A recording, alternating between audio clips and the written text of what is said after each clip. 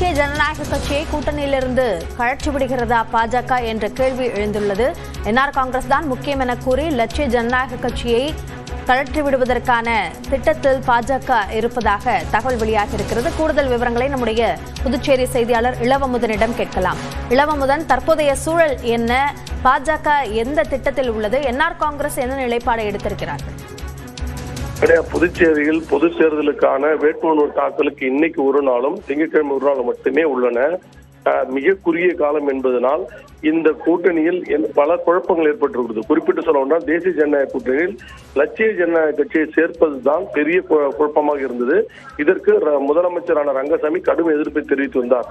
ஒரே ஒரு நிபந்தனை மட்டும் விதிக்கப்பட்டது. தேசிய ஜனநாயக கூட்டணியில் லட்சிய ஜனநாயக கட்சியை சேர்க்கக்கூடாது என்று கூறப்பட்டது. இந்த நிலையில் நேற்று உயர்மட்ட கூட்டம் பாஜக சார்பில் நடத்தப்பட்டது.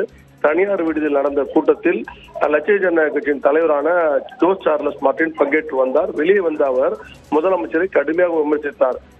அரசியலில் இவ்வளவு பரபரப்பான சூழ்நிலை இருக்கும்போது அவர் கோயில் சுற்றுகிறார், விளையாட்டுத்தனமாக இருக்கிறார் என்று அவர் கூறியது என்ஆர் காங்கிரசாரிடையே பெரும் அதிருப்தி ஏற்படுத்தியது. அவர் மீது கடும் கோபத்தை ஏற்படுத்தியது.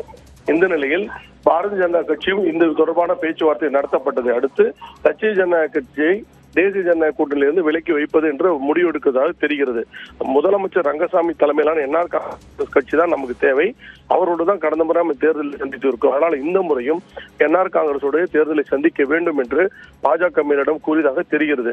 இதனால் லட்சிய ஜனநாயக கட்சி கூட்டணியிலிருந்து விலக்கி வைக்கப்படும். ரங்கசாமி மீண்டும் இந்த கூட்டணியில் இருப்பார் என தெரிகிறது. இருப்பினும் மதுரை சென்றுள்ள திருச்செந்தூரில் தரிசனம் செய்துவிட்டு மதுரையிலிருந்து புதுச்சேரி வந்து கொண்டிருக்கிறார் முதலமைச்சர் ரங்கசாமி. அவர் நண்பகல் புதுச்சேரி வந்த பிறகு என்ஆர் காங்கிரஸோடு ஆலோசனை நடத்துகிறார். அப்பொழுதுதான் அவரோட முடிவு தெரிய வரும். இருப்பினும் அதே நேரத்தில் லட்சிய ஜனநாயக கட்சி 30 தொகுதியிலும் தனித்து போட்டியிடும் திட்டமிட்டிருக்கிறார்கள். புதுச்சேரியில் கூட்டணி நிலைப்பாடுகள் குறித்த கூடுதல் விவரங்களுக்கு நன்றி இளவமுதன்.